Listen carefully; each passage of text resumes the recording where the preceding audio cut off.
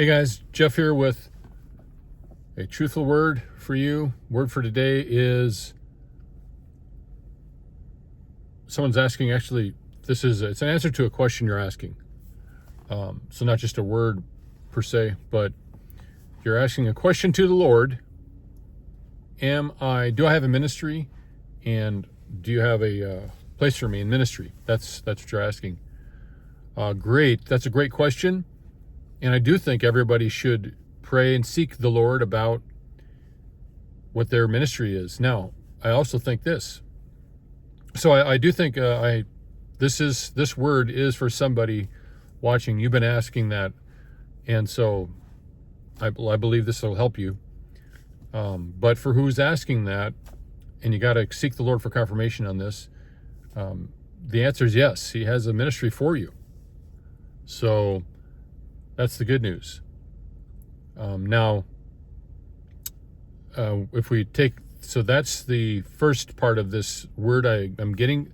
The second part is kind of stepping back and have a foundation of just an encouragement to all of us in the body of Christ that if you are a true believer, if you truly have Jesus living in you, according to Paul in 1 Corinthians 12, everyone has a gift. Everybody in the church, if you're a true Christian or a true believer, you have a gift that you're supposed to use to help grow the body, right? So that's what 1 Corinthians 12 talks about. And then 1 Corinthians 13 is called the love chapter, because that's about how to use our gifts, that we need to use every gift we have from a place of pure love. Now, there's no way you and I can have pure love apart from Christ giving us that love.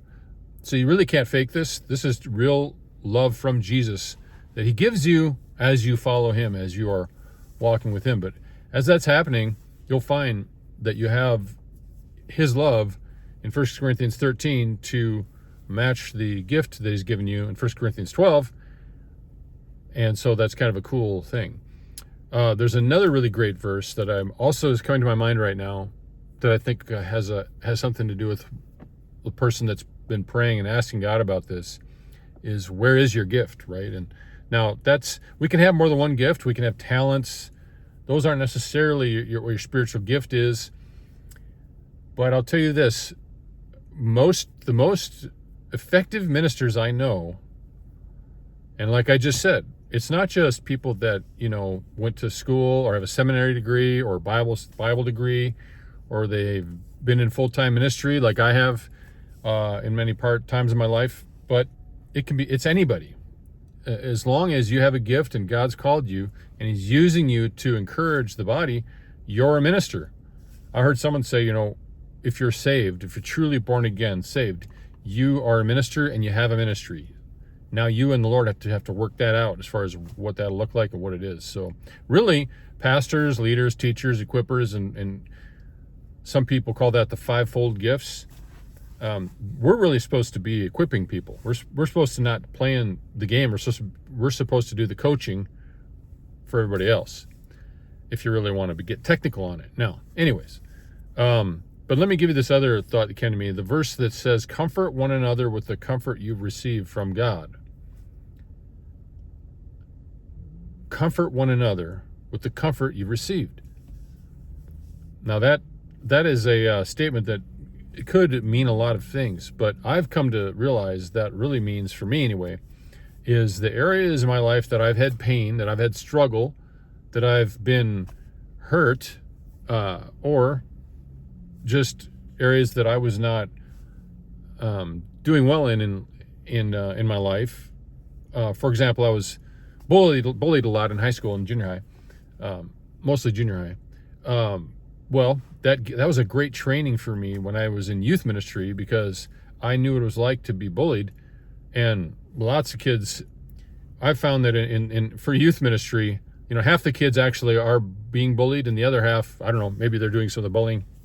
Not really sure, but every youth feels bullied by life, by the future, by grades, by performance, by their parents, by other people. So, we all should be able to relate to bullying.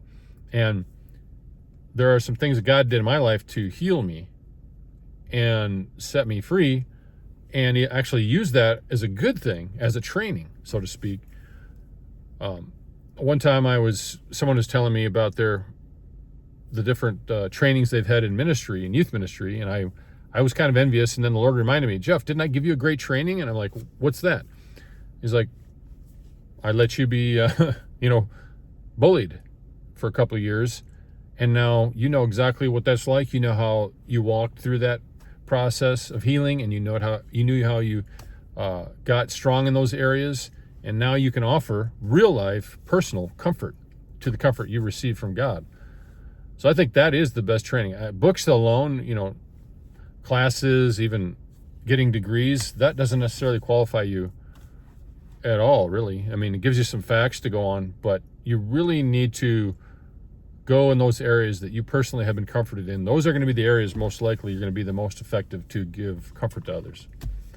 All right, so I don't know if that makes sense to anyone out there, but for the one that's this word is for, it'll bear witness to your spirit. And again, pray, take these words. Anytime someone gives you a word, in New Testament prophecy, it's not like Old Testament, thus saith the Lord. There's no other Bible, and whatever this. In New Testament prophecy, it's different. It's really, 1 Corinthians 12, it's the picture of different people can come together and offer a word or a picture or an encouragement. And God can use all of that, and does, to really give that person really what he's trying to say. So take my word here and go to the Lord with it and pray. And if anything makes sense or anything's from him, great. If not, then drop it and move right along. But I'm sure this is for someone. And in general, I think what I just said will help all of us remember that we all, if you're truly born again, we're all ministers. We all have a ministry. And probably the area of that ministry that you're going to be the most effective in is, what have you struggled with? What have you suffered through? And what have you overcome and got comfort from God?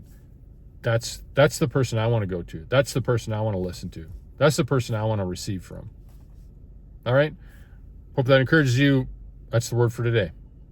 See you next time.